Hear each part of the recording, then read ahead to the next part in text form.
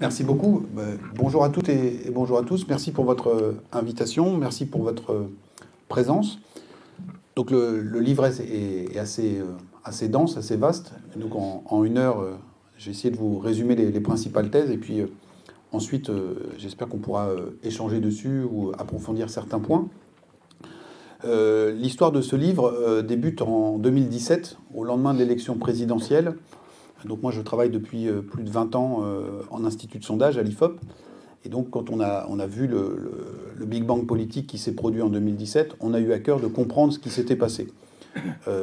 Initialement, donc, on s'était cantonné à une analyse électorale, et puis on s'est vite rendu compte qu'il fallait qu'on creuse beaucoup plus loin, et que comme dans tout événement historique, si il y a à la fois des éléments contingents, accidentels, la résultante de comportements individuels de certaines personnalités, il y a aussi en sous-bassement, en sous-jacent, des évolutions plus profondes, plus tectoniques. Et donc c'est ça qu'on a voulu, avec mon co-auteur Sylvain Mantornac, essayer d'expliquer et de raconter.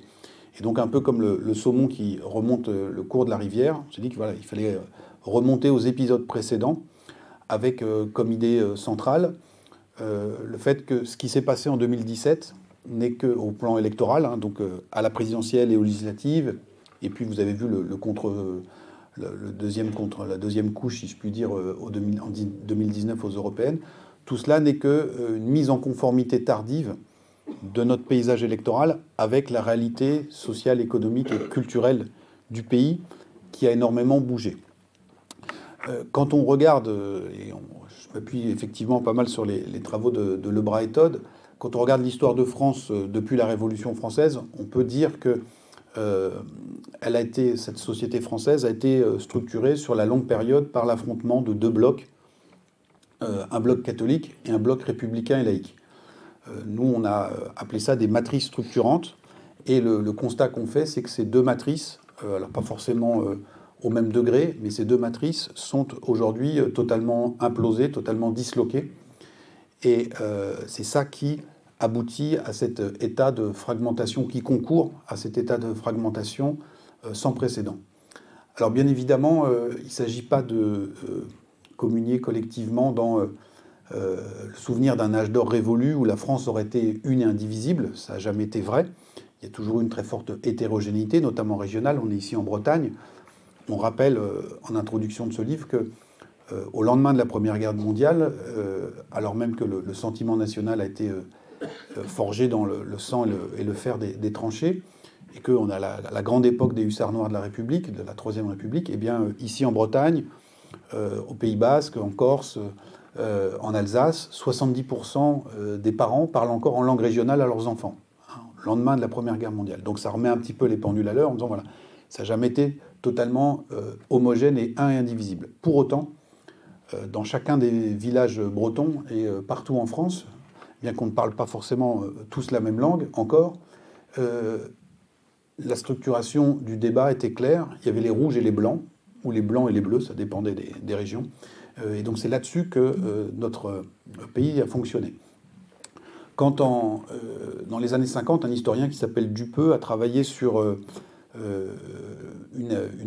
un moment historique très important qui est l'élection de 1936 et la victoire du Front populaire. Il a sous les yeux la carte du vote pour le Front populaire, une carte par département, et il essaie de comprendre à quoi renvoie cette carte. Et donc on est dans les années 50 et il se dit, en dernière instance, c'est les forces sociales qui, dans une approche un peu marxiste, qui contribuent ou qui façonnent ce vote. Et donc la carte du vote pour le Front populaire, c'est la carte de la présence ouvrière en France, hein, puisqu'il a en tête les grandes grèves qui ont succédé qui ont suivi cette élection.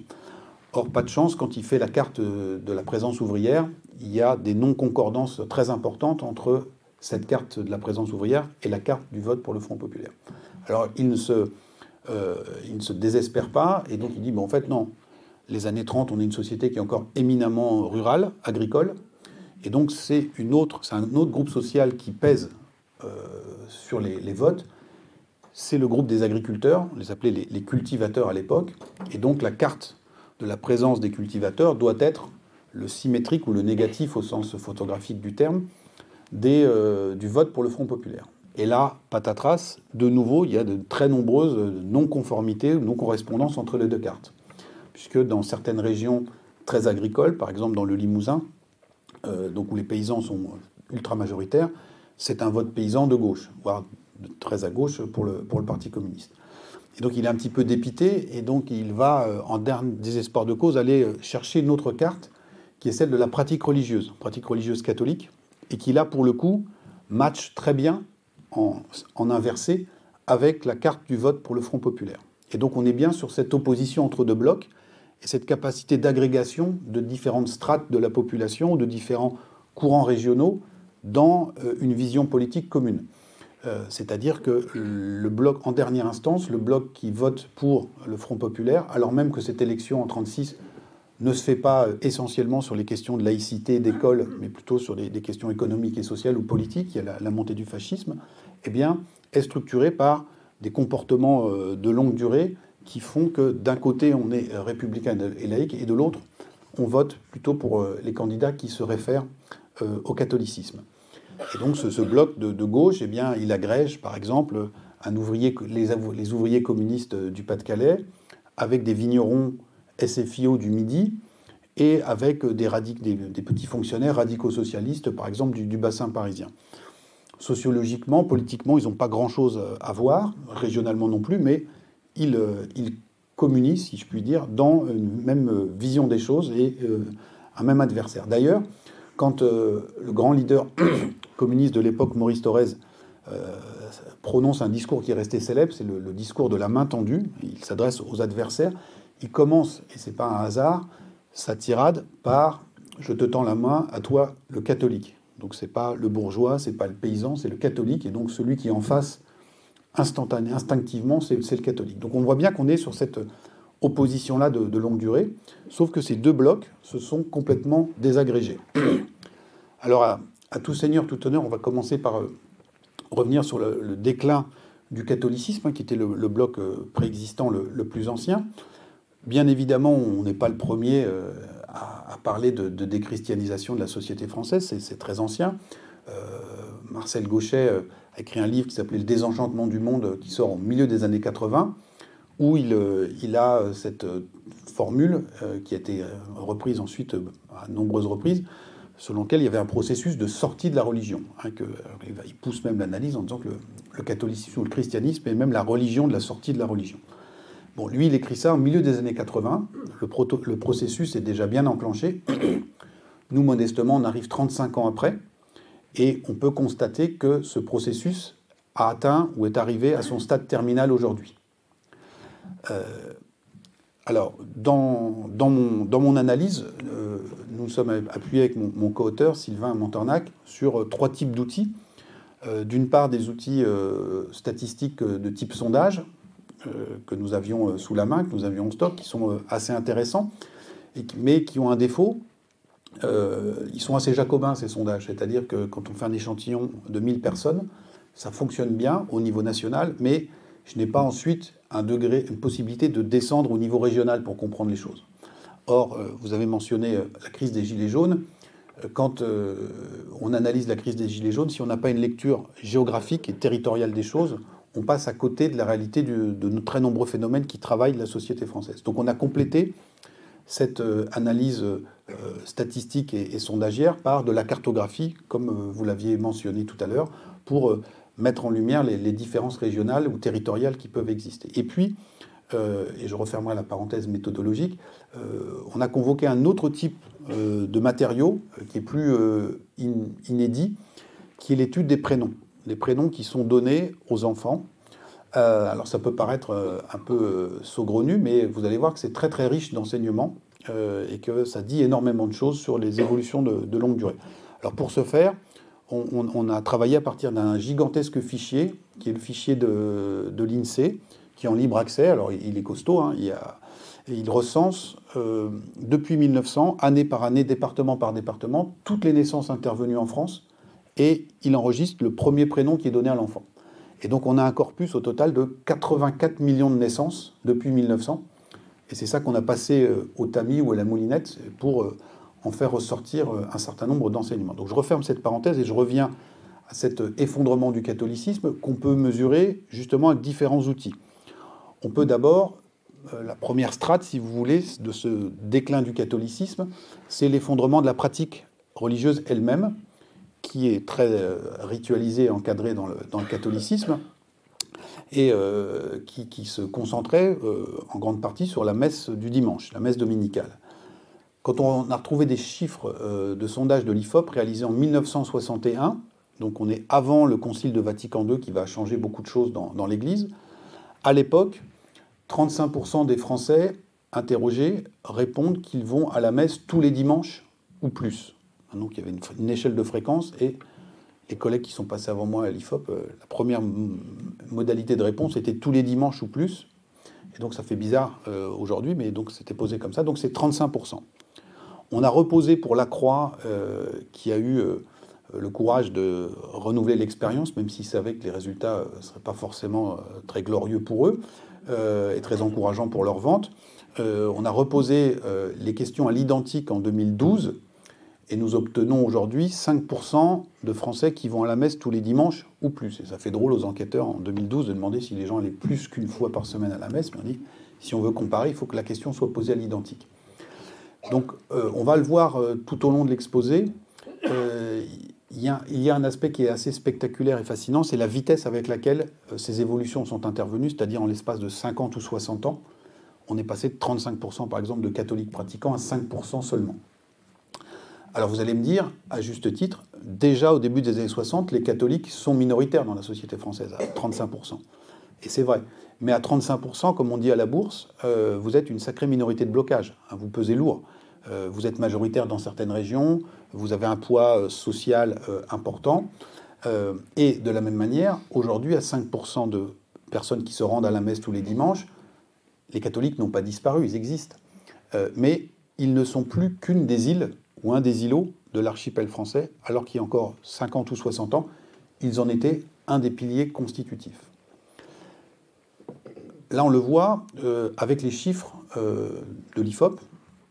On peut voir aussi ce déclin de la pratique au regard des propres chiffres de l'Église. L'Église, via le site de la Conférence des évêques de France, met en ligne un certain nombre de données qu'on est allé consulter. Et il y en a une qui est très intéressante, qui mesure l'évolution du nombre de prêtres diocésains en activité en France. Et donc vous imaginez bien que s'il y a moins de gens à la messe, il y a aussi moins de gens de l'autre côté de l'autel. Et ce qu'on va voir tout de suite, à la fin des années 90, l'Église aligne encore 20 000 prêtres diocésains en activité. On est aujourd'hui, d'après les dernières stats qu'ils ont publiées, à 12 000. Donc on est passé de 20 000 prêtres à 12 000 prêtres en 20 ans seulement. Donc c'est quand même une baisse de 40%. Et si on poursuit les courbes, ce que les sondeurs adorent faire, eh bien on peut se dire que, vu la tête de la pente, et corrigée par la moyenne d'âge relativement élevée de cette population, à horizon 25 ou 30 ans, il y a potentiellement plus de prêtres catholiques en France. Donc quand on parle de déchristianisation, de déclin ou de stade terminal, pour qu'on ait les choses au clair, c'est-à-dire c'est même la présence physique qui pourrait être amenée à disparaître. Alors, ce scénario le plus extrême sera sans doute contrecarré par le fait que, c'est déjà le cas, l'Église de France fait appel à des prêtres qui viennent des pays du Sud, pour tenir, je veux dire, les postes dans un certain nombre d'églises. Et donc là, on a, si vous voulez, un exemple type d'ironie de l'histoire, puisque au début du XXe siècle, la France, fille aînée de l'Église, fournit à elle seule 70% des missionnaires que Rome envoie partout sur la planète porter la bonne parole. Et donc, à l'échelle temporelle de Rome et à l'échelle géographique du catholicisme et du Vatican, on peut dire qu'aujourd'hui, il y a un retour sur investissement qui est demandé pour venir en aide à une vieille filiale qui est un peu en difficulté. Et donc, on maintient un stock de prêtres en activité, mais avec un étiage qui est beaucoup plus bas qu'il n'a été. Ce déclin du catholicisme, on va maintenant aller un cran plus loin. Ce n'est pas uniquement en termes de pratique, c'est aussi en termes d'influence culturelle. Et donc là, par exemple, on peut convoquer le cas des prénoms pour prendre la mesure là aussi de ce décrochage ou de cette évaporation de cette influence. Si on prend un prénom qui est très typé et qui est très connoté religieusement et culturellement, comme le prénom Marie, Marie, en 1900, le prénom est un prénom qui est donné à 20% des petites filles qui vont naître cette année-là, en France, 20%. 1 sur 5, alors c'est une moyenne nationale.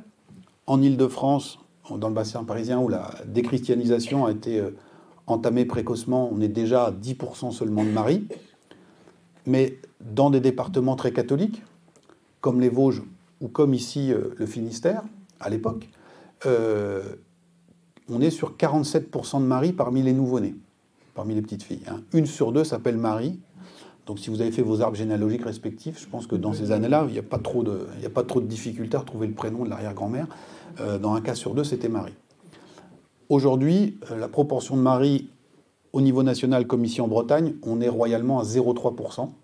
Donc on est passé de 20% à 0,3% en l'espace d'un peu plus d'un siècle. Et donc là aussi, vous voyez le déclin de cette influence culturelle. Mais si on pousse encore d'un cran, donc les églises se vident, l'influence culturelle du catholicisme s'est évaporée, ou est beaucoup mise en question.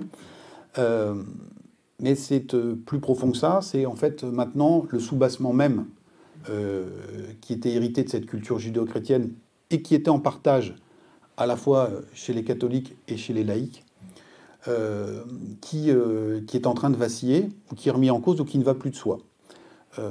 Sur des sujets qu'on pourrait qualifier d'anthropologiques, c'est-à-dire le rapport à son corps, la hiérarchie ou la distinction entre l'homme et l'animal, par exemple, ou bien encore la conception de la famille, le rapport à la procréation et à la sexualité. Donc toute une série de sujets qui faisaient consensus jusqu'à il y a une vingtaine ou une trentaine d'années dans la société française, qu'on soit laïque ou qu'on soit catholique, parce qu'on était sur des choses de longue durée qui n'étaient même pas questionnées. Vous savez, comme en mathématiques, on pose un certain nombre d'axiomes, et puis ensuite on élabore des théories ou des démonstrations à partir de cela. Les axiomes ne sont pas questionnés. Donc ben là, il y avait différents axiomes, c'est-à-dire on enterre les morts, par exemple. Bon. Et donc on allait ou pas à la cérémonie, et on allait à l'église ou pas, et on écoutait le curé ou pas, mais on enterrait les morts. Aujourd'hui, vous regardez les statistiques, une majorité de Français souhaitent se faire incinérer, alors qu'on a enterré les morts pendant très longtemps. Je reste sur le sujet du rapport au corps. Alors, il y avait une autre pratique que l'Église désapprouvait, mais elle ne s'était pas trop impliquée dans ce combat-là en France, parce que sous nos latitudes, elle était peu pratiquée, y compris en Bretagne. C'était la pratique du tatouage. Parce que ça avait des relents assez paganistes pour l'Église, tribale. Et puis, comme l'Ancien Testament le dit, voilà, Dieu a créé l'homme à son image, et donc il ne faut pas altérer ce corps. Aujourd'hui, on a 18% de la population française qui est tatouée, en France entière. C'est 1% des 65 ans et plus. 1%. Donc si vous n'aviez pas fait votre service dans la marine ou si vous n'exerciez pas certaines professions, il y avait très très peu de chances que vous soyez tatoué. Chez les enfants, les petits-enfants de ces gens-là, les moins de 35 ans, on est à 35% de tatoués. Il y a 4000 artisans tatoueurs en France. Donc avant la réforme de la carte cantonale, on avait 4000 cantons. Donc en gros, il y a un tatoueur par canton. Ils sont en train de réfléchir à se structurer en ordre professionnel. Donc vous voyez aussi la vitesse avec laquelle les choses ont évolué, c'est-à-dire qu'il y a un sujet qui était, c'est pas anodin de se faire tatouer, qui était complètement hors de propos et hors des radars il y a 30 ans, est aujourd'hui non pas majoritaire, mais complètement banalisé et très tendance dans les jeunes générations. Autre élément dans cette rupture anthropologique, la hiérarchie entre l'homme et l'animal, la hiérarchie des espèces. Là aussi, les textes disaient, voilà, l'animal a été créé par Dieu, donc c'est une créature divine qui doit être respectée en tant que telle, mais a été créée pour être au service de l'homme, et accessoirement pour qu'on la mange.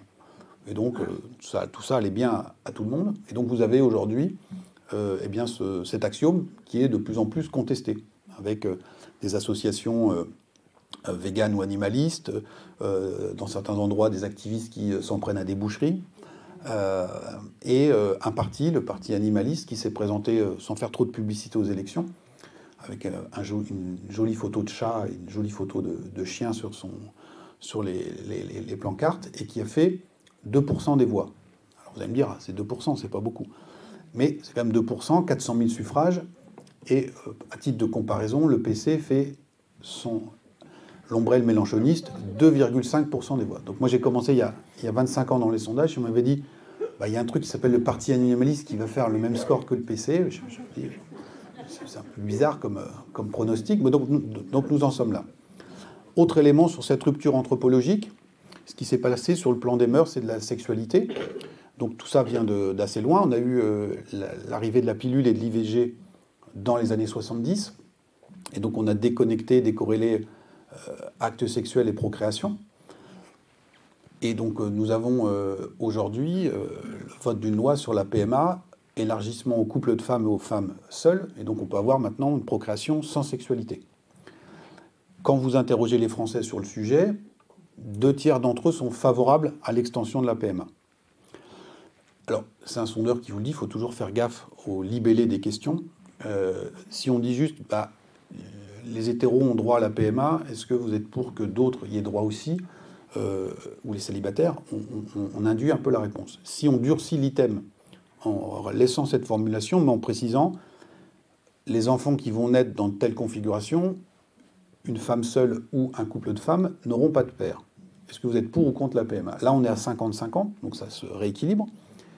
Mais encore une fois, quand on regarde dans le détail par tranche d'âge, 2/3 des 65 ans et plus sont opposés avec cette formulation, parce qu'ils sont héritiers voilà, de cette vision traditionnelle de la famille, de la procréation, qu'ils soient catholiques ou pas, ils ont grandi, ils ont été structurés ou, entre guillemets, formatés, c'est pas péjoratif dans ma bouche, dans ce modèle-là. Chez les moins de 35 ans, on est à 2/3 qui sont favorables. Donc on est à 1/3, 1/3, 2/3, 2/3, 1/3. Et donc, le basculement anthropologique, il est en train de se produire. On n'en prend pas encore toute la mesure parce que, compte tenu du poids démographique des générations issues du baby-boom, eh bien on est encore dans un relatif équilibre. Mais vous voyez que les générations qui arrivent derrière, sur toutes ces questions-là, hiérarchie homme-animal, la question de la configuration d'un couple ou d'un foyer, la procréation, le rapport au corps, sont sur des référentiels. Alors, c'est pas 90-10, hein, c'est 2/3, 1/3, donc il y a encore des gens qui sont sur une autre vision, mais sont majoritairement sur des référentiels qui n'ont plus rien à voir avec ce qu'on a connu. Et donc tout ça, on peut le relier aussi et le dire, voilà, c'est le délitement de cette matrice judéo-chrétienne ou catholique qui produit ces effets collatéraux. Si on revient sur le plan plus politique et sociologique, ce bloc catholique sait se mobiliser, et il s'est puissamment mobilisé, vous vous en souvenez, en 1984, pour ce qu'eux appelaient la défense de l'école libre, et ce que les autres appelaient l'école privée. Et à l'époque, cette mobilisation se solde par une victoire, puisque le gouvernement de gauche de l'époque recule. C'est à peu près la même France qui s'est, là aussi, massivement mobilisée en 2012-2013 contre la loi Taubira sur le mariage et l'adoption pour les couples homosexuels. Et en dépit de cette mobilisation, cette fois, le rapport de force n'aura pas été favorable. Là, aujourd'hui, on est dans la saison 3, où la mobilisation sur la PMA a été non négligeable, mais moins puissante qu'en 2012-2013. Et même s'il faut être prudent, tout porte à croire qu'il y aura encore un dernier baroud d'honneur, une mobilisation, mais que la loi va passer avec beaucoup moins de débats et d'affrontements que nous avons connus il y a quelques années. Et donc là, c'est un signe supplémentaire, voilà, du déclin de ce poids politique et sociologique des catholiques. En phase 2, eh bien, s'était constitué le bloc républicain et laïque, au sein duquel il y avait un pilier qui était très fort depuis les années 30, qui était le pilier communiste, avec toute une contre-société qui s'était créée, structurée autour de ce parti et de cette idéologie. Et vous vous souvenez que, à la grande époque du PC, dans les années 60, se faire exclure pour un communiste était aussi douloureux que se faire excommunier pour un catholique. Et c'est pour ça que certains avaient parlé d'église rouge, hein, c'est-à-dire qu'on perdait tout, ses proches, ses amis, son estime, etc. Cet univers communiste avait comme brique élémentaire la mairie, la fameuse mairie rouge, la municipalité communiste, avec son réseau d'employés municipaux, les logements sociaux, les associations qui gravitaient autour, les colonies de vacances, la vente de la presse, les associations, les comités ou les sections, les cellules de quartier, etc. etc. Dans le cœur nucléaire de ce dispositif, c'était l'Île-de-France. Alors, il y avait ici aussi en Bretagne des terroirs ou des terres communistes, mais le cœur battant de tout cela, c'était l'Île-de-France, la ceinture rouge. Au municipal de 1977, en Île-de-France, le PC contrôle 130 mairies. Ils en contrôlent aujourd'hui 25 en Île-de-France. Donc ils n'ont pas disparu, ils sont comme les catholiques, ils sont encore là. Il y a du monde encore à la fête de l'UMA, et tous ne sont pas communistes, mais donc il y a encore des forces militantes et une réalité sociale, mais c'est là aussi un des îlots ou une des îles de l'archipel français. Et donc, vous voyez que quelqu'un qui travaillait à l'IFOP dans les années 60, sans se jeter de fleurs, avait la partie beaucoup plus facile que nous. Parce que sur notre fameux échantillon de 1000 personnes, il y avait déjà 350 individus qui allaient à la messe tous les dimanches et 250 communistes. En général, ce n'étaient pas les mêmes.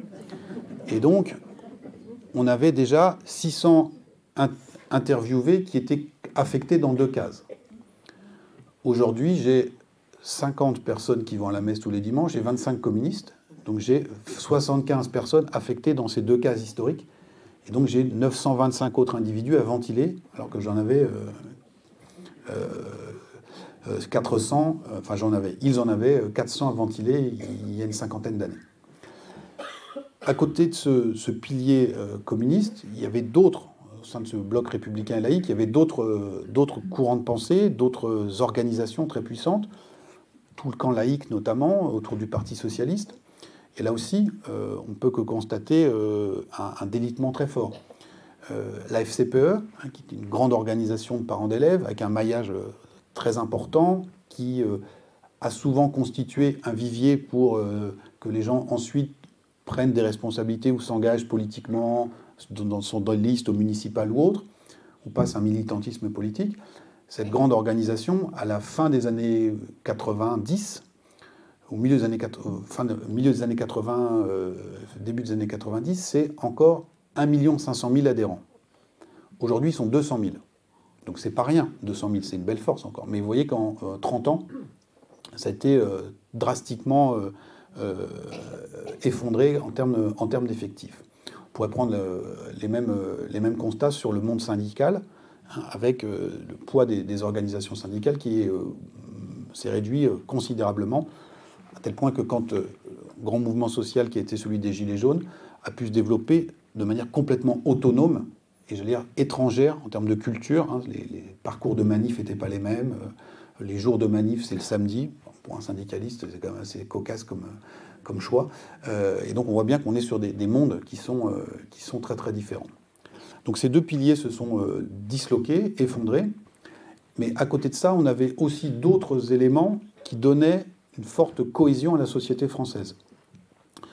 C'était par exemple le cas des médias, les grands médias de masse. Alors, il y a la presse écrite, qui joue un rôle fondamental, mais en termes de puissance de feu, la télé on jouait dans une autre catégorie. Et si on prend le cas de la chaîne leader, TF1, à la fin des années 90, TF1, c'est 40% d'audience. Aujourd'hui, 20%. Donc là aussi, vous voyez, en 20 ans, c'était divisé par 2. Alors on va pas pleurer, ils ont encore de beaux restes, et beaucoup aimeraient les faire, les 20%. Mais on voit comment les choses se sont fragmentées aussi. Et on rappelle que quand, à l'époque, TF1 fait 40% d'audience, il n'y a pas de replay. Donc ça veut dire que le lendemain matin, à la machine à café, à l'atelier ou dans la cour d'école, il y a 4 personnes sur 10 qui ont vu à la même heure le même programme. Le même film, le même reportage, le même match. Et donc, on peut être en désaccord, mais au moins on s'engueule sur le même sujet. On a vu la même chose la veille et ça fait une base de discussion. Aujourd'hui, on a je ne sais pas combien de chaînes, on a des séries qui sont téléchargeables ou consultables par Internet, il y a les réseaux sociaux, et donc on a une fragmentation très forte, à la fois des contenus, mais aussi des moments et des moyens de les consommer. Autre élément qui donnait une forte cohésion à la société française, une espèce de strate culturelle comme ça, eh bien, par exemple, la question des prénoms. Les prénoms en France, il y avait des différences régionales, on est ici en Bretagne, mais il y avait une grande homogénéité et unité. Alors tout ça ne tombait pas du ciel, si je puis dire, encore que, on va le voir, Napoléon, qui s'occupait de beaucoup de choses, s'était mêlé des prénoms. Et donc en 1803, il avait pondu une loi qui définissait très précisément les prénoms qui étaient éligibles à l'état civil. Alors il ne s'était pas embêté, il avait dit sont éligibles à l'état civil les prénoms qui figurent au calendrier. Et donc là, on retrouve le ciel, puisque les prénoms étaient des prénoms de saints. Le fichier de l'INSEE, donc cette loi est restée en vigueur jusqu'en 1993, où on a libéralisé totalement le choix des prénoms pour les parents. Avec un codicile, c'est le prénom ne doit pas menacer l'intégrité psychologique de l'enfant. Alors après, là, il peut y avoir des contentieux, parce que les goûts et les couleurs ne se discutent pas. Donc ça, c'est 93. Le fichier de l'INSEE, dont je vous ai parlé tout à l'heure, il remonte à 1900, et on a été comptabiliser le nombre de prénoms différents utilisés chaque année en France, année après année. Eh bien, de 1900 à 1945 ou 1950, le nombre de prénoms différents utilisés est stable. C'est 2000. La France se débrouille avec 2000 prénoms, garçons-filles, pour prénommer ses enfants. Qu'on soit en période basse en matière démographique, pendant les guerres, ou en période plus fastueuse, on se débrouille avec 2000 prénoms. Le fichier ne remonte pas avant, mais des historiens comme Jacques Dupaquier ou d'autres ont travaillé sur des monographies sur le 19e siècle, et ils montrent que cette homogénéité et cette stabilité dans le corpus des prénoms étaient également valides pour cette période. Donc en gros, de la loi Napoléon de 1803, donc la sortie de la Révolution jusqu'au lendemain de la Seconde Guerre mondiale, on a fonctionné en France avec 2000 prénoms différents. Encore une fois, avec des différences, il y a prénoms catholiques qui étaient un peu moins, des différences régionales, mais quand vous regardez des vieux films en noir et blanc, le syndicaliste comme le patron de l'usine, les deux s'appellent Marcel. Ils ont les mêmes prénoms. Les choses ont commencé à diverger très fortement dans les années 50 et 60, où on voit le compteur qui s'emballe. On a 3000 prénoms différents qui sont utilisés.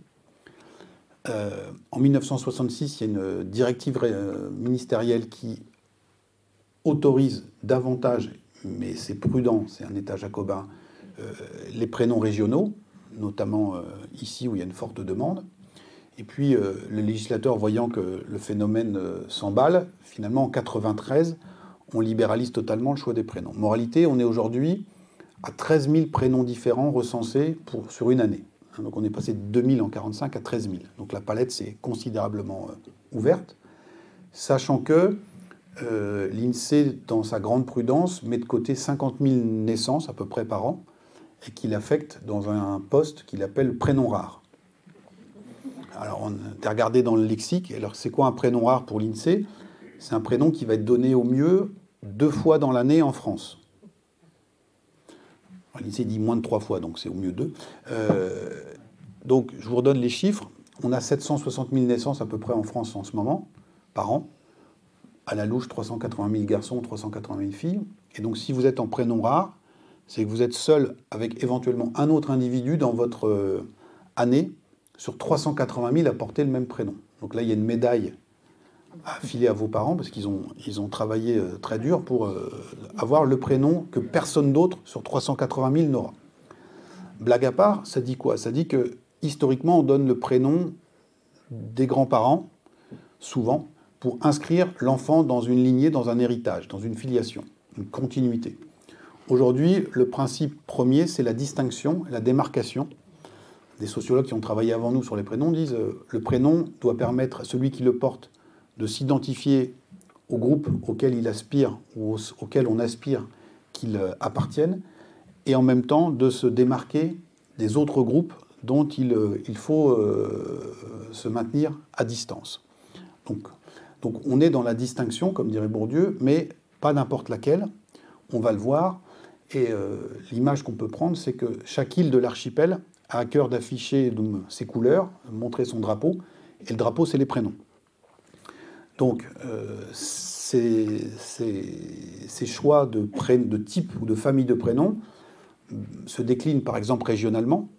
Ici en Bretagne, on a fait la courbe des prénoms bretons. Alors historiquement, comme on le disait tout à l'heure, il y avait des contraintes légales, ce qui faisait qu'à l'état civil, il y avait des consignes très strictes qui faisaient que, même si les familles voulaient donner des prénoms bretons, ils n'étaient pas enregistrés comme tels à l'état civil. Donc ils pouvaient avoir un prénom d'usage privé dans la famille.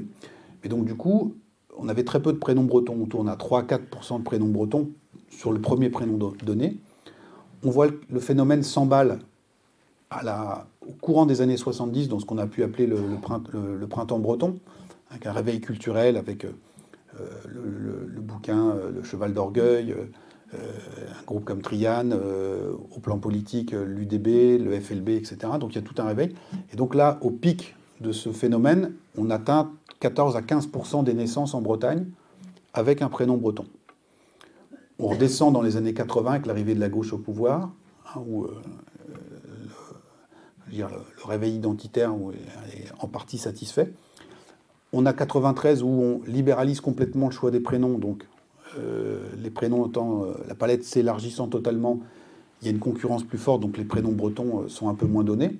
Et puis ça se stabilise maintenant depuis une quinzaine ou une vingtaine d'années aux alentours de 12-13% des naissances en Bretagne qui font l'objet du choix d'un prénom breton.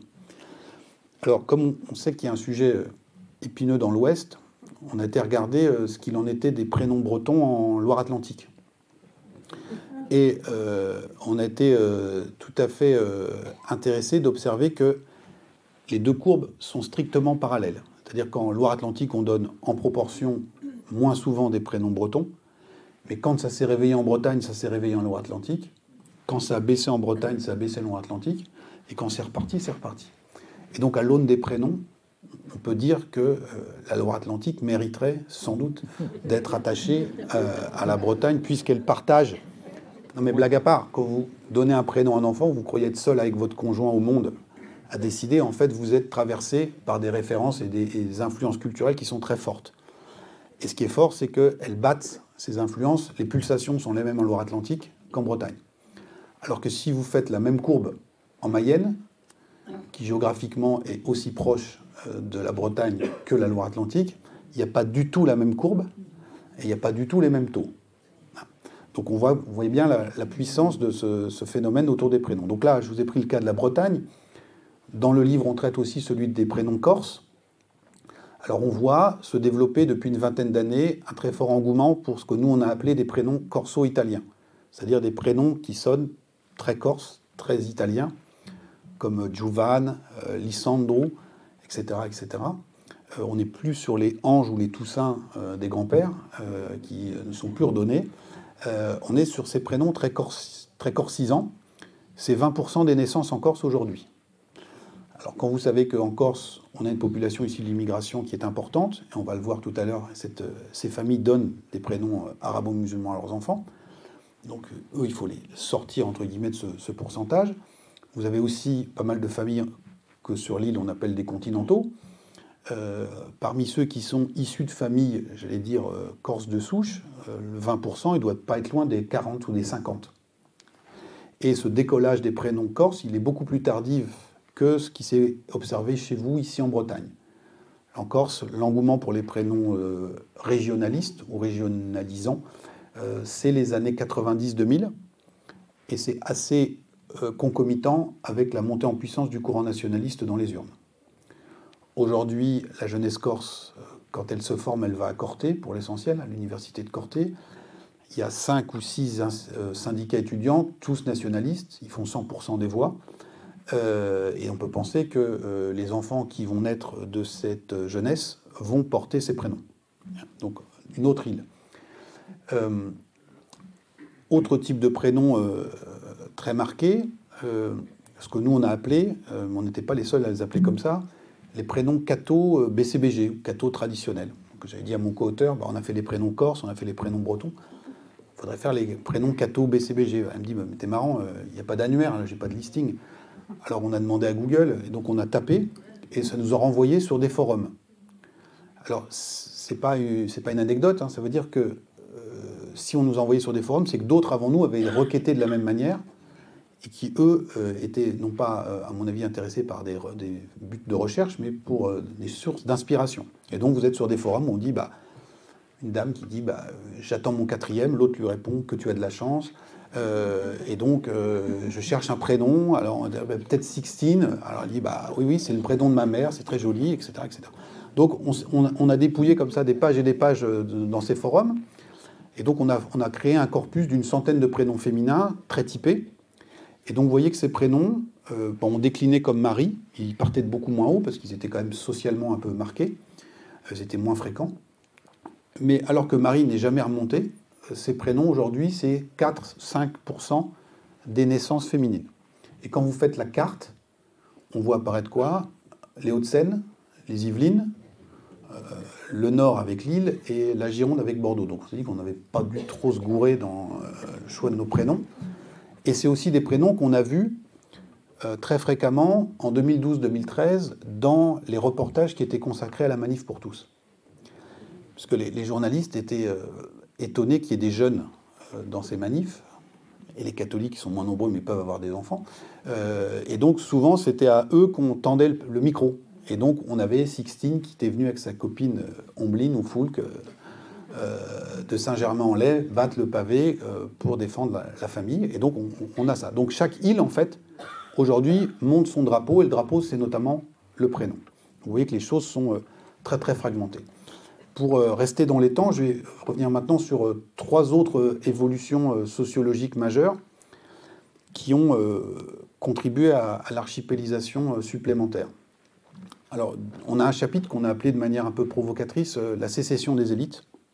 Donc ça, c'est un phénomène très important, je pense, qui en gros aboutit au fait que la partie la plus favorisée de la population, aujourd'hui, vit de plus en plus de manière autonome et dans une bulle, sans être en connexion et même en connaissance avec ce qui se passe dans le reste de la société. Et donc, un certain nombre de scènes auxquelles on a pu assister lors de la crise des Gilets jaunes nous ont donné une illustration assez saisissante de ce fossé culturel qui peut exister. Alors, comme on est arrivé là, par plusieurs canaux, d'abord parce que... Alors, c'est quoi une élite? On peut dire, bon, des gens qui sont dans un niveau de diplôme supérieur à Bac+2, avec la démocratisation de l'accès à l'enseignement supérieur, et c'est heureux, il y a de plus en plus de gens qui ont ces postes-là aujourd'hui, enfin, qui ont ces niveaux de diplôme-là. Et donc, on a aujourd'hui plus de 20%, 25% de la population totale, hein, pas ceux qui sortent des études aujourd'hui, mais de la population totale, qui sont dans ces niveaux de diplôme. Il y a 50 ans, c'est 3%. Et donc, quand vous êtes 20 ou 25%, vous ne vous comportez pas quand vous êtes 3%, parce qu'à 3%, vous êtes, j'allais dire, physiquement ou mécaniquement obligé d'être en contact avec les autres. À 20-25, vous pouvez vous faire votre petit monde. Vous faites d'autant plus votre petit monde que vous êtes concentré géographiquement dans les mêmes lieux. Il y a un phénomène de concentration des diplômés et des cadres dans les grandes métropoles. Paris en est la quintessence. Au recensement de 1982, les cadres et professions intellectuelles, c'est 25% de la population parisienne. Dernier recensement, on est à 45% aujourd'hui. Alors c'est une moyenne sur la ville, c'est-à-dire que dans l'Est parisien, c'est moins, mais dans tout l'Ouest parisien, on est à plus de 50. Et ça va au-delà du périph'. C'est-à-dire que si vous prenez votre voiture et que vous partez de la place de la Concorde, vous roulez plein ouest pour aller chez vous, ici, mais on va s'arrêter avant, on s'arrête à Versailles. On fait 40 km en ne traversant que des communes dans lesquelles les cadres et les professions intellectuelles sont majoritaires. Donc ça crée un énorme terrain de jeu, un écosystème, où vous pouvez vivre totalement en autarcie.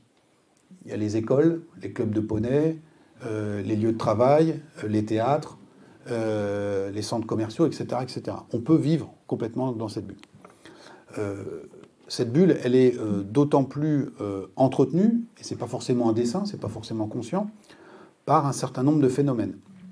Il y a notamment le rôle des médias. Alors les médias sont réalisés pour beaucoup par des gens qui appartiennent à ces milieux-là, donc qui partagent les centres d'intérêt. Et puis c'est publicité oblige, pour être rentable, c'est d'abord en direction de ce public qu'il faut vendre de la pub. Parce que c'est eux qui ont le plus grand pouvoir d'achat. Et donc, sans qu'il y ait de grands complots, fatalement, eh bien, les centres d'intérêt ou les modes de vie de ces publics sont mise davantage ou assez fortement en avant. Et donc si vous êtes parti un peu plus loin que les Glénans faire un tour de bateau pendant quelques années, que vous revenez en France au mois de février, vous allumez votre télé, et vous avez l'impression que toute la France se met à aller au sport d'hiver. Vous savez, il y a le taux d'enneigement au haut des pistes à Courchevel, 1,30 m en haut, 25 cm en bas, combien de kilomètres de bouchons dans la Tarentaise, etc., etc. Donc il y a un engouement pour les sports de glisse, comme on dit. Quand on regarde les chiffres de l'IFOP, c'est 5% de la population française qui part au ski en février. Donc on a ces phénomènes comme ça de bulles qui se créent. Alors Internet, les sites que vous relisez, que vous consultez, Facebook, qui vous renvoient uniquement sur les pages des gens qui sont proches de vos centres d'intérêt, tout ça construit des bulles, les spécialistes appellent des bulles de filtre.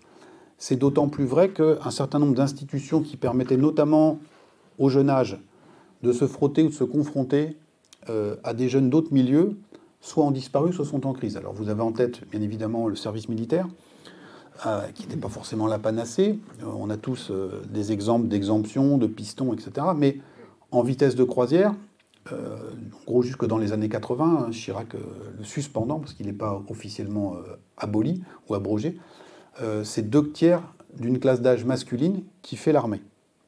Alors pas forcément dans les mêmes conditions pour tout le monde, pas forcément aux mêmes endroits, etc. Mais 2 tiers, c'est beaucoup. Et ce, quel que soit le niveau de diplôme du jeune. Et donc à l'époque, ça veut dire souvent quel que soit le niveau social des parents. Bon. Alors il y en a qui sont officiers, d'autres simples militaires du rang, mais on se confronte.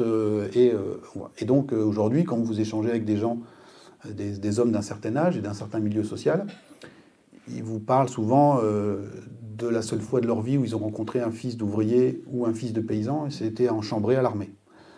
Les petits-enfants de ces gens-là n'auront pas cette opportunité, même s'il y a la mise en place du service national universel qui a vocation à un petit peu jouer ce rôle, mais qui est sur un modèle quand même très diminué. Autre institution, l'école.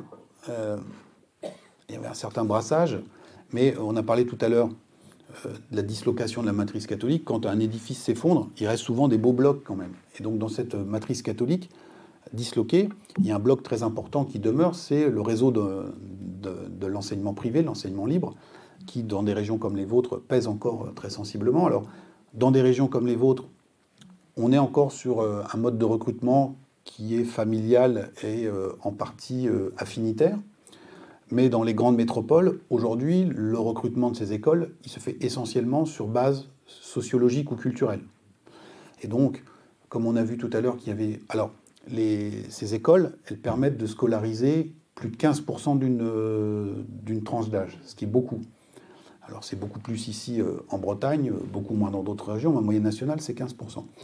Comme on a vu tout à l'heure qu'il y a plus que 5% de Français qui allaient à la messe tous les dimanches, il manque des clients au bout, là, parce que ça fait pas la maille. Donc aujourd'hui, le mode de recrutement de ces établissements, notamment dans les grandes métropoles, il se fait plus sur critères ou bases confessionnelles, mais beaucoup sur base sociale. Et donc là aussi, les jeunes ne vont plus se rencontrer, donc on a un contournement de la carte scolaire qui est très fort. Autre endroit où les jeunes pouvaient côtoyer, en tout cas une partie d'entre eux, des jeunes d'autres milieux, les colonies de vacances. Alors elles n'ont pas disparu, mais à la grande époque des colos, dans les années 60, c'est 4 millions d'enfants tous les ans en vacances. Aujourd'hui, c'est 800 000. Les colonies de vacances sont pilotées par les collectivités locales, les mairies, communautés de communes, communautés d'agglos, les départements. De manière très légitime, ces organismes pratiquent des tarifs très sociaux pour permettre aux enfants des milieux les plus modestes de partir en vacances. Donc on spécialise quelque part les colos publics plutôt sur ce type de population. Les enfants de ceux dont on a parlé tout à l'heure qui habitent entre la Concorde et Versailles, eux peuvent souvent aussi partir en séjour collectif, mais privé, et ils vont apprendre la plongée, perfectionner à l'anglais, et donc tout ça, ça a un coût, et donc du coup, on se retrouve entre gens de bonne compagnie.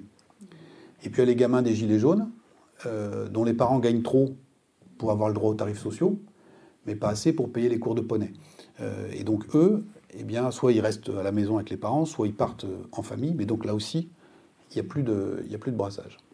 Et donc on a ce phénomène bien de disruption qui s'opère, hein, ou de dislocation, avec, si vous voulez, un stade encore plus avancé, c'est le phénomène d'expatriation.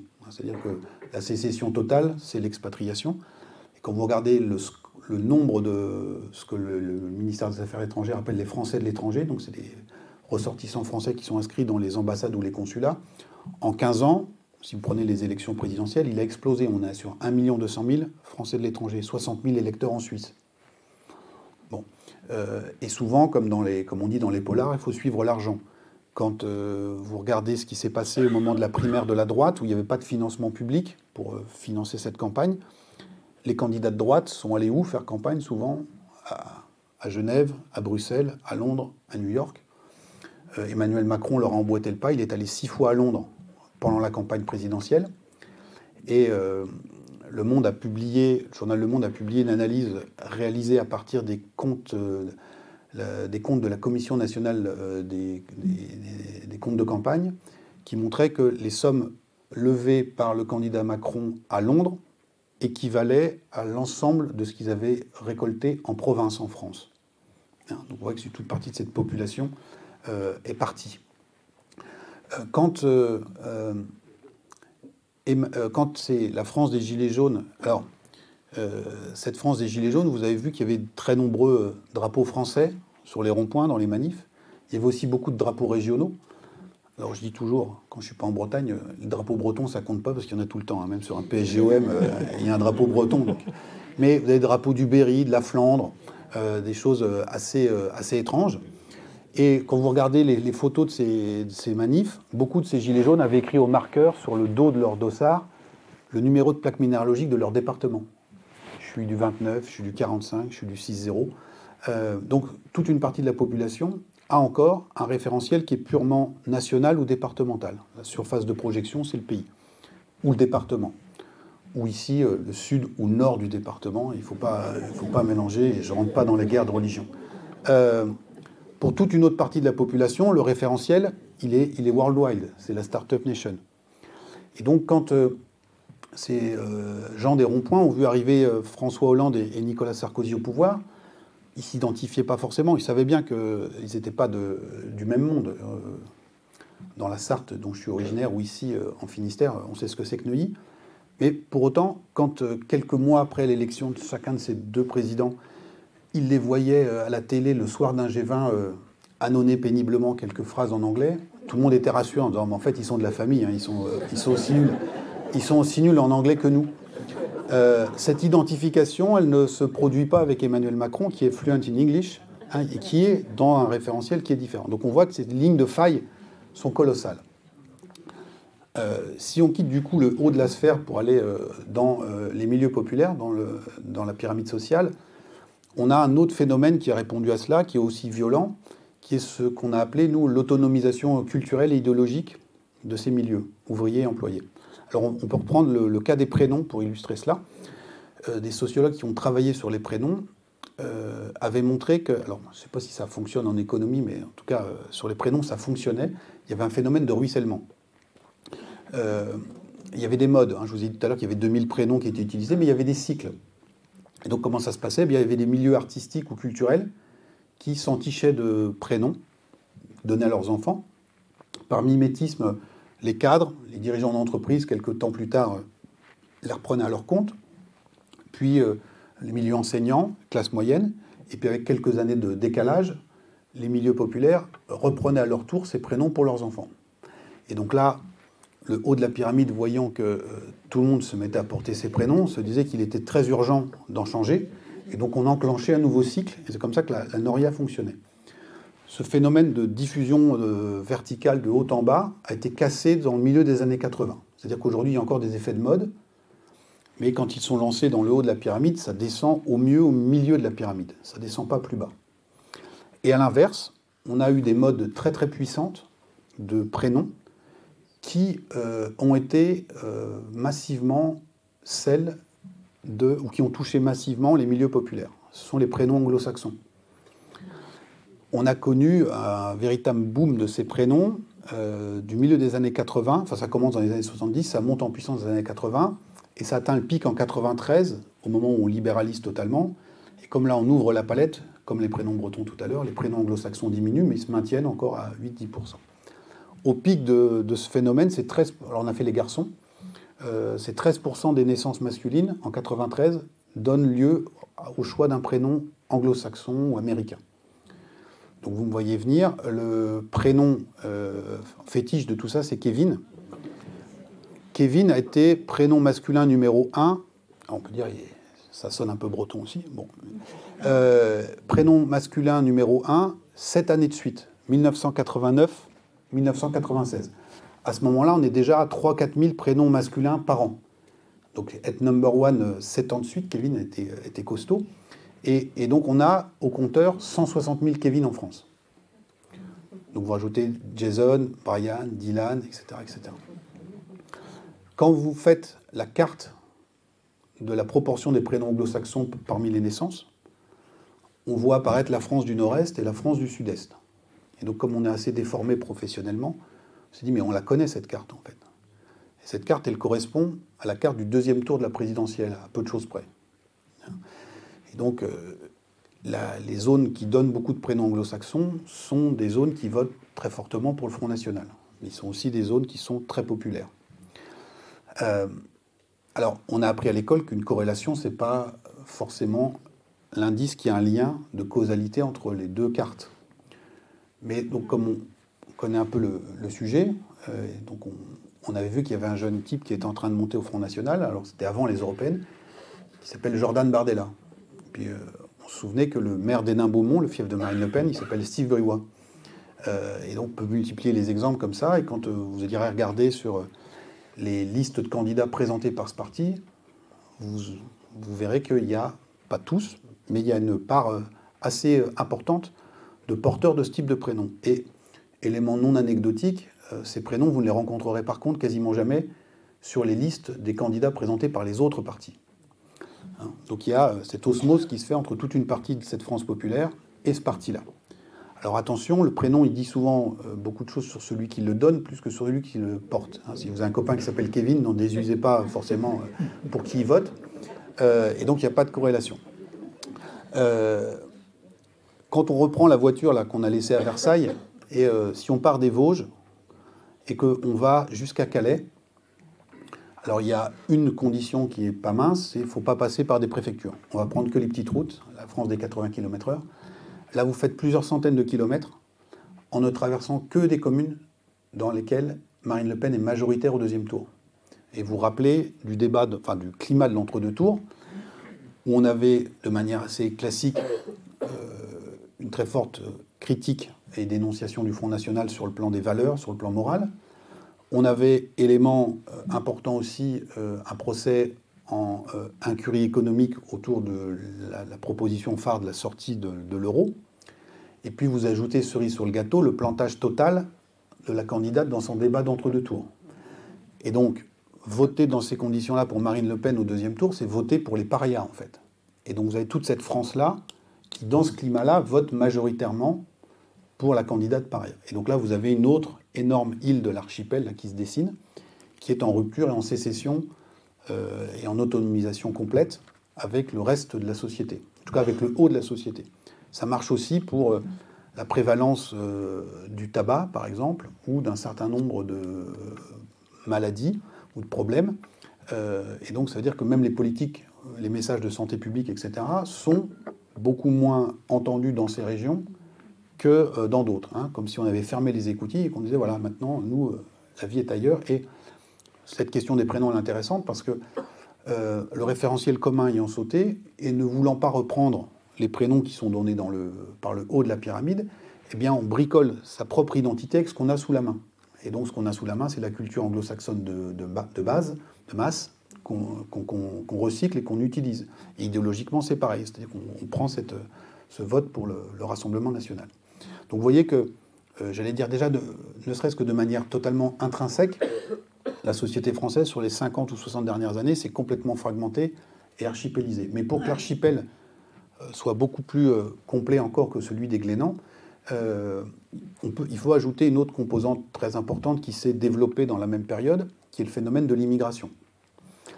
Là aussi, pour prendre la mesure de ce qui s'est passé, de manière quantitative, on peut convoquer le cas des prénoms. Donc on a catégorisé aussi, comme les prénoms bretons, les prénoms corses, les prénoms anglo-saxons, créé une catégorie, parce que le fichier de l'INSEE est brut, il n'y a aucun classement, catégorie de prénoms qu'on a appelés arabo-musulmans, c'est-à-dire des prénoms qui se rattachent soit à l'islam, soit à des zones géographiques où l'islam est majoritaire, donc le Maghreb, la Turquie et l'Afrique subsaharienne. Ces prénoms, ils sont donnés à 0% des naissances en France de 1900 à 1950, sachant que le fichier de l'INSEE était retraité, entre guillemets, c'est-à-dire que les départements d'Algérie de l'époque ne figurent plus dans ce fichier-là. Donc sur la France de métropole, c'est 0%. En 1960, c'est 1% des naissances qui se voient attribuer ce type de prénom. On est à 19% aujourd'hui, France entière. Donc là aussi, vous voyez la vitesse et la puissance des phénomènes. Ça veut dire de passer de 1 à 19 en 50 ans, c'est colossal. Alors, plusieurs remarques là-dessus. Ce 19%, il n'est pas d'un bloc. C'est-à-dire que quand on arrive à 19%, en agrégeant des milliers de prénoms. Et quand on les regarde dans le détail, vous avez des prénoms maghrébins, très nombreux, mais au sein des prénoms maghrébins, vous avez des prénoms kabyles et des prénoms qui sont non kabyles. Vous avez l'univers des prénoms turcs, qui sont aussi beaucoup donnés, et au sein de ces prénoms turcs, il y a prénoms turcs et prénoms kurdes. Et l'actualité récente nous rappelle que ce n'est pas exactement la même chose. Et vous avez à côté de cela des prénoms qui sont en vogue dans les pays d'Afrique subsaharienne où l'islam est majoritaire. Donc, si vous voulez, tout ça, ça crée un archipel en soi qui s'accole à l'archipel principal. C'est le premier point. Le deuxième point, c'est qu'à 19% des naissances, donc ce n'est pas 19% de la population, c'est 19% entre guillemets de la France de demain, on est de facto aujourd'hui dans une société multiculturelle. Alors certains s'en félicitent, d'autres s'en alarment. Nous, ce n'est pas le sujet, c'est de regarder factuellement les choses. Et de dire, à 19%, on est sur un degré de diversité qui est sans précédent. Et là aussi, c'est une rupture avec notre histoire de longue durée. Troisième point, ce 19%, c'est une moyenne nationale. Ici, dans l'Ouest ou dans le Sud-Ouest, nous sommes encore à des taux moyens de 0, 1, 2, 3, 4, 5% de naissances qui font l'objet de ce choix de type de prénom. Donc toute cette France de l'Ouest et du Sud-Ouest, alors il y a quelques exceptions, mais est globalement dans une situation démographique qui était celle que la France globalement connaissait au début des années 80. Quand la France des grandes métropoles, donc l'Île-de-France, le Rhône, le Nord, les Bouches-du-Rhône, la Haute-Garonne, on est à plus de 25%, voire 30%. Et le point culminant, c'est la Seine-Saint-Denis, on est à 42% de naissances qui donnent lieu à ce type de choix de type de prénom. Et donc là aussi, donc on va rentrer dans une société multiculturelle, mais pas au même rythme. Et donc ça crée aussi des écarts, et tout ça colle assez bien aussi avec la carte du vote Front National, qui, même si on a dit que le Front National avait eu un discours très social, le cœur de l'histoire, c'est toujours le rejet de l'immigration. Il émerge dans les années 80, quand cette population devient visible. On a un chapitre sur l'année 1983, qui précède la percée du Front National. L'année 1983, c'est la marche des beurs, c'est les grandes grèves dans l'automobile, et il y a toute une série aussi de faits divers qui montrent médiatiquement la présence de la population immigrée en France, et qui, notamment avec cette marche des beurs, avec beaucoup de jeunes, enfin que des jeunes, et les grèves dans l'automobile, qui nous montrent que cette population n'a pas vocation à repartir, mais qu'elle a déjà fait souche. Et l'année d'après, on a l'essor du Front National. Je reviens sur l'histoire des prénoms. De la même manière que recevoir le prénom Marie ne fera pas forcément de vous une fervente catholique, recevoir le prénom de Mohamed ou de Karim ne fait pas forcément de vous un musulman en devenir. Et par ailleurs, on rappelle aussi, parce qu'on savait qu'on serait en partie instrumentalisé sur ces sujets-là, que les porteurs de ce prénom peuvent avoir fait preuve d'intégration patriotique dont beaucoup ne peuvent pas se targuer. C'est-à-dire que le policier qui est mort devant Charlie Hebdo s'appelait Ahmed Merabet. Les trois premières victimes de Mera à Toulouse, c'était des parachutistes français qui étaient d'origine maghrébine qui portaient ces prénoms-là. Et quand vous regardez la liste des soldats français qui sont tombés en Afghanistan contre les talibans, 10% des pertes françaises sont des porteurs de ces prénoms-là aussi. Donc il peut y avoir tout à fait une intégration et un attachement patriotique très fort en dépit de ces prénoms. C'est pas le sujet. C'est pas le sujet, sauf que on est là dans une étape ou un élément, une illustration supplémentaire du processus de fragmentation et d'archipélisation. Le fichier de l'INSEE remontant en 1900, on est allé regarder ce qui s'était passé en termes de choix de prénoms sur des vagues d'immigration plus anciennes. Et donc on a pris par exemple le cas de l'immigration polonaise dans le Pas-de-Calais au lendemain de la Première Guerre mondiale, quand on a fait appel à des centaines de milliers de Polonais pour remplacer les mineurs qui étaient tombés dans les tranchées. Eh bien, dès 1919, on voit arriver dans le fichier de l'INSEE apparaître les prénoms polonais en Pas-de-Calais. Alors, ça peut paraître bizarre parce qu'à l'époque, on était sur un modèle très assimilationniste et les consignes données à l'état civil là, depuis Napoléon, à moins qu'on n'était plus laxiste dans le Pas-de-Calais, mais ce n'était pas le cas, n'étaient manifestement pas complètement appliquées. Alors, il faut se rappeler que la Pologne, à l'époque, après la guerre de 14-18, est recréée comme pays, comme nation, sur la ruine des empires d'Europe centrale. Et donc, ces Polonais qui arrivent en famille, eux, ils ont comme horizon de gagner un peu de sous en France et à 10 ans, 5 ou 10 ans, de repartir ou de partir. Parfois, certains n'avaient pas connu la Pologne en tant que telle, de partir en Pologne pour monter ou créer ou bâtir leur pays. Les officiers d'état civil français ont le même schéma dans la tête. Et donc, ils leur disent, s'ils veulent donner des prénoms à coucher dehors à leurs enfants, il n'y a pas de sujet, parce que de toute façon, eux n'ont pas vocation à rester. Et donc, on voit arriver, se développer très fortement ces prénoms polonais dans le Pas-de-Calais, avec néanmoins un phénomène, c'est qu'en 1945, donc en l'espace d'une génération, ces prénoms polonais vont disparaître.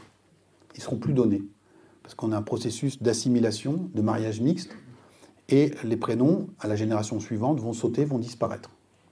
On a le même phénomène au plan national dans les années 60-70 avec les prénoms portugais qui arrivent, qui se développent. On voit des pics comme ça. Et ça dure une dizaine ou une quinzaine d'années.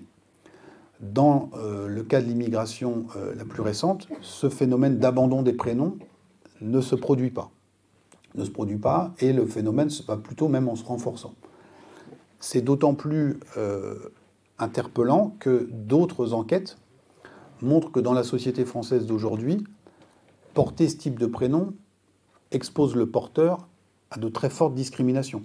Pour trouver un job, pour trouver un logement, on peut faire l'hypothèse, à mon avis, assez plausible, que les familles ont, à différentes étapes de leur vie, été elles-mêmes exposées ou confrontées à ce type de discrimination. Néanmoins, elles décident très majoritairement de donner ce type de prénom à leurs enfants. Donc c'est une interrogation et une certaine spécificité. Si vous prenez l'immigration asiatique, alors pas la plus récente, mais celle des fin des années 70, début des années 80, du phénomène boat people. Donc là, on n'est pas sur les fichiers de l'INSEE parce que les volumes ne sont pas assez importants, mais si on regarde certaines communes en Île-de-France où cette population est très représentée, en Seine-et-Marne notamment, il y a certaines communes, ou à Paris dans le 13e arrondissement, quand vous croisez les prénoms et les noms de ces personnes, 50% de porteurs de noms asiatiques ont des prénoms français ou européens. Parmi ceux qui sont nés là-bas, c'est 30% seulement. Donc ça veut dire que soit ils étaient liés à la puissance coloniale en tant que minorité chrétienne ou fonctionnaires, anciens fonctionnaires, ou que quand ils sont arrivés, ils ont eux-mêmes changé leur prénom à l'arrivée en France. Et pour ceux qui sont nés en France et qui sont porteurs de ces noms, c'est 70% de porteurs de prénoms français européens. Donc en fonction des groupes de population, il n'y a pas non plus le même rapport au prénom. Ça n'empêche pas souvent qu'ils aient un deuxième prénom qui rattache l'enfant à cette culture familiale, à cet héritage, et qui soit souvent le prénom qui est utilisé dans la cellule familiale. Néanmoins, très majoritairement, ces familles donnent des prénoms français ou européens. Donc, vous voyez un petit peu, j'ai résumé à grands traits tous ces phénomènes de fragmentation et d'archipélisation. Et donc, il était illusoire de penser qu'on pourrait continuer indéfiniment à tourner sur le modèle gauche-droite au plan politique. Il y avait eu plusieurs secousses d'alerte, hein, des répliques sismiques. On a parlé tout à l'heure de 83-84, l'émergence du Front National. Nous avons eu 92, le traité de Maastricht, où la carte qui apparaît ne ressemble plus du tout à la carte gauche-droite. On dit, bah là, il y a une nouvelle ligne de faille qui s'opère. Nous avons ensuite la présidentielle de 2002, avec la disqualification de la gauche et l'accès au second tour de Jean-Marie Le Pen. 2005, rebelote, un référendum où là, le non est majoritaire. Et ce non majoritaire, vous vous souvenez à l'époque des débats au sein du Parti socialiste, on connaît aujourd'hui la même chose avec le Brexit en Grande-Bretagne, c'est-à-dire sur cette question de l'intégration européenne et plus globalement de l'entrée dans la mondialisation. Les vieilles familles politiques sont coupées en deux ou sont parcourues par un clivage très puissant, qui est un clivage social. Alors, on avait fait à l'IFOP pour Le Monde en 2005 une analyse sur les sympathisants PS, qui étaient à peu près à 50-50 au global. Parmi les sympathisants qui étaient cadres ou professions intellectuelles, qui étaient socialistes, 70% étaient pour le oui. Parmi les ouvriers qui étaient eux aussi sympathisants socialistes, 70% étaient pour le non.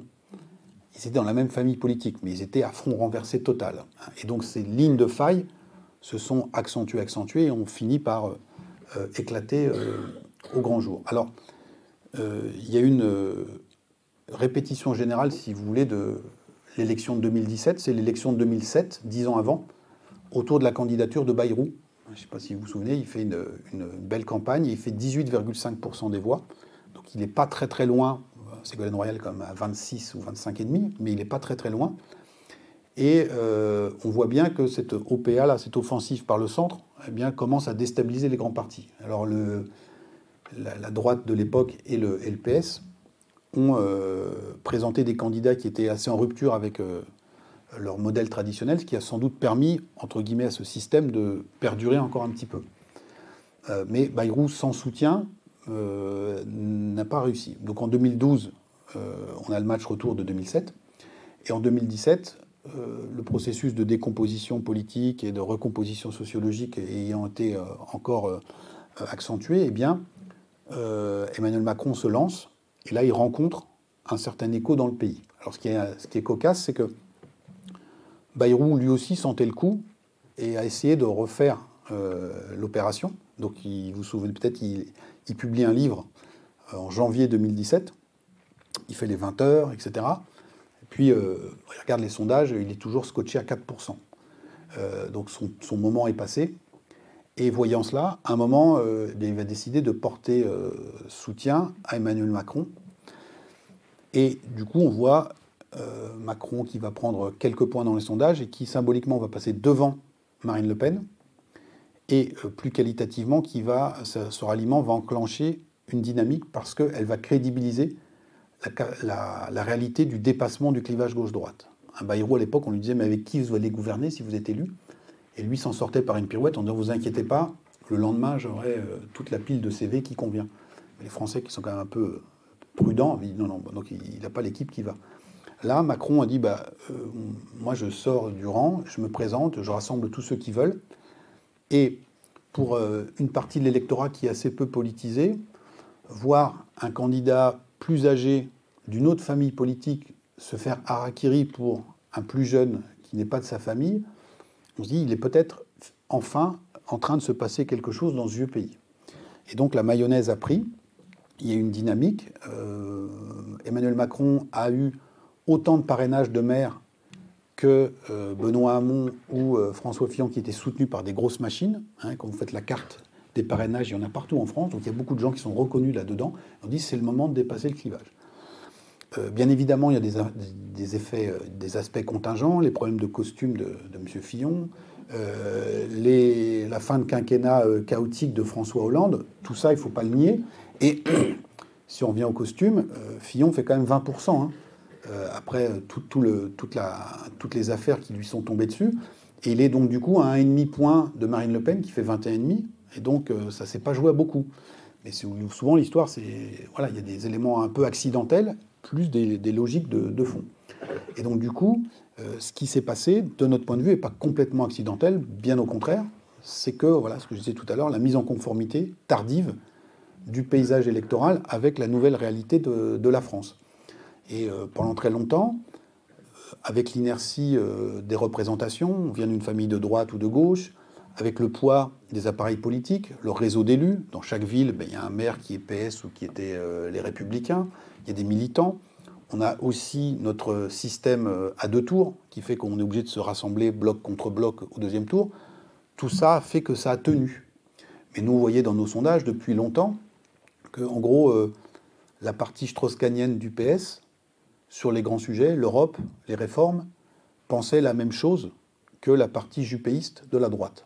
Sauf qu'il y avait la vieille guerre, les blancs contre les bleus, et la famille ne pouvait pas se rassembler. Et donc, les conditions de 2017 ont fait que cette famille a pu se rassembler. Elle a une certaine cohésion sociologique, territoriale, quand vous regardez la carte du vote En Marche. Ce qui est intéressant et assez spectaculaire, c'est que tout ça n'est pas stabilisé. La liste En Marche fait à peu près le même score qu'Emmanuel Macron au premier tour. La liste En Marche aux européennes fait à peu près le même score qu'à la présidentielle, mais avec un électorat, une géographie qui est recomposée. C'est-à-dire que toute une partie des gens qui venaient de la gauche, qui avaient voté pour Emmanuel Macron à la présidentielle, l'ont quitté, mais ils ont été remplacés par des gens qui avaient voté Fillon, qui viennent à peu près des mêmes milieux, mais qui ne partageaient pas idéologiquement. Donc ça, le centre de gravité du macronisme s'est déplacé vers la droite. Sauf que, bon, il y a quand même ce gros bloc central. En face, le Rassemblement national qui tient aussi. Et face à cela, le clivage gauche-droite n'est pas mort, mais il n'est plus le clivage premier. Et donc les partis qui s'en réfèrent ne vont pas disparaître, mais ils vont être rétrogradés en D2, et ils vont sans doute jouer le rôle qu'a joué le MoDem dans l'ancien système. C'est-à-dire, vous faites 10 ou 12%, il y a une famille politique qui vous correspond, mais les électeurs ont intégré que vous n'étiez pas des partis finalistes, et donc il y a un vote utile au profit des gros. Il n'est pas interdit de penser qu'Emmanuel Macron, dans un certain nombre de ses sorties ou de ses choix d'agenda, décide d'entretenir l'idée que le Rassemblement national est son principal adversaire pour faire en sorte qu'il n'y ait pas d'alternative qui soit possible. On a eu coup sur coup, entre fin août et début septembre, une grande séquence sur l'écologie. Donc là, on se place dans le match face à Yannick Jadot qui dit que le vrai écolo, c'est lui. Et puis 15 jours après, on relance le débat sur l'immigration. Et donc là, c'est Marine Le Pen qui monte au créneau. Et sur ces deux sujets-là, vous aurez remarqué que le PS et les Républicains avaient été totalement inaudibles. Et à tel point que les Républicains se sont quand même fendus d'une élection interne qui a sans doute pas fait l'objet de plus d'une vingtaine ou une trentaine d'articles dans la presse, comme si tout le monde avait intégré que c'était plus là que ça se passait. Donc voilà un petit peu résumé à très grands traits ce que j'essaie d'expliquer dans mon livre. Je pense que j'étais un petit peu long, je m'en excuse. Et d'habitude, c'est les sondeurs qui posent des questions, mais si vous en avez, je serai à votre disposition. Merci à vous.